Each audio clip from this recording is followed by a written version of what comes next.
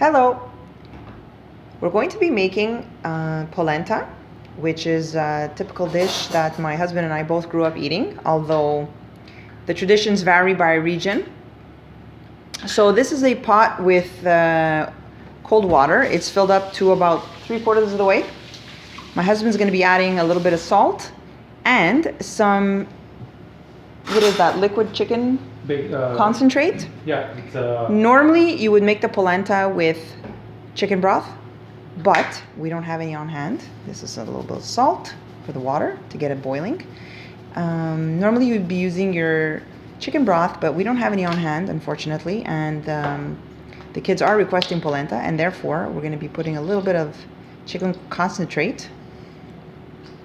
Get that in there. And you also want to aim for simplicity and not have to have almost everything on homemade. Homemade possibly there, but sometimes you're not going to have chicken stock just lying in your fridge or your freezer. So unfortunately, that's the reality of life. This is the alternative, Okay, so we're going to be waiting until this boils before we do anything else? Mix it up a bit. It's on high. And we wait until it boils and we'll come back and see what we're going to do.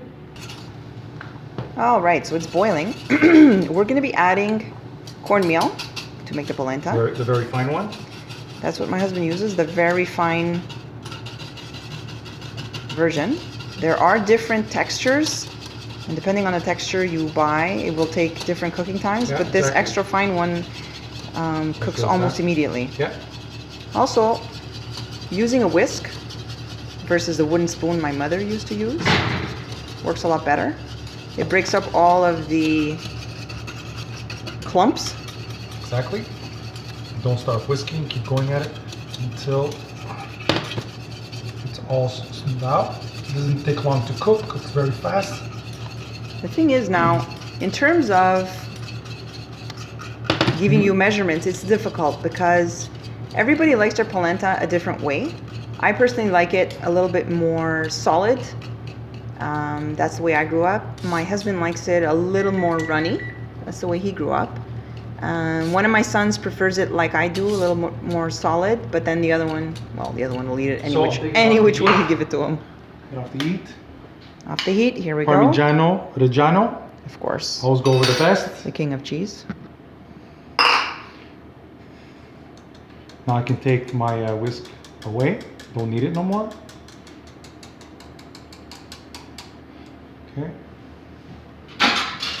Give you a better idea of the color. Onion powder. All about flavor. Some pepper.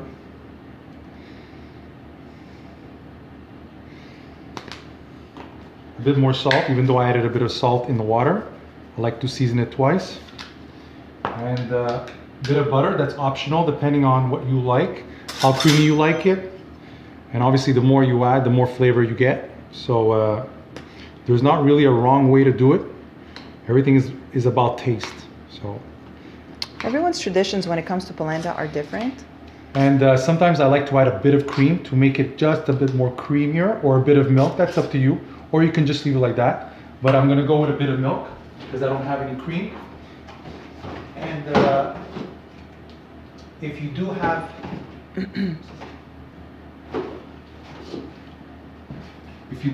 cream, make sure you can go with 35, or that's totally up to you. There's not a wrong way, just a bit. What does the milk do? It brings it down to make it nice and soft. Nice and soft and creamy. But obviously if you have the 35% cream, well, there's more fat to it, so there's going to be a different result, which will be more creamy, if that's what you like. How do you go about making it either more stiff or more liquidy? It's just adding more cornmeal. That's all it is. Okay, so more cornmeal makes it more stiff? Exactly. Also harder to cook, I imagine, with a whisk when there's more in there. Well, then you change it up with either a wooden spoon or a spotted spoon there. That's up to you. That's why I always saw my mom with that ginormous wooden spoon. Yeah. So that's about it. Is that done as is? Yeah, I can leave it aside because I'm just gonna leave it aside, put a cover on it, and that's it. It's done. That's all it takes. Doesn't take too long to make it. Very simple and very tasty. Yum. So that's a wrap. Bon appetit.